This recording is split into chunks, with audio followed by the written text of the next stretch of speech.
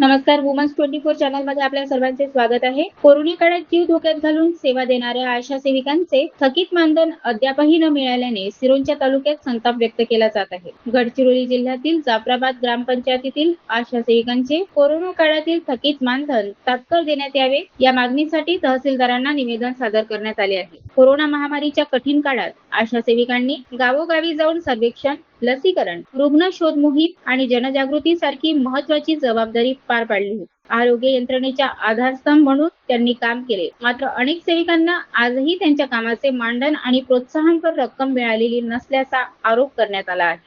संबंधित आशा सेविकांच्या खात्यात तात्काळ रक्कम जमा करण्यात यावी आणि प्रशासनाने याबाबत त्वरित कार्यवाही करावी अशी मागणी निवेदनातून करण्यात आली. हे निवेदन भारतीय कम्युनिस्ट पक्षाच्या मार्गदर्शनाखाली सादर करण्यात आले. यावेळी जिल्हा सचिव सचिन मोटकुलवार आणि तालुका सचिव रवी बारसंगडी यांच्या नेतृत्वात आंदोलन करण्यात आले. दरम्यान लवकरात लवकर कार्यवाही न झाल्यास तीव्र आंदोलनाचा छेडण्याचा इशाराही यावेळी देण्यात आला. अशाच नवनवीन घडामोडीकरिता बघत राहा वुमन्स 24 चॅनल. तोपर्यंत धन्यवाद.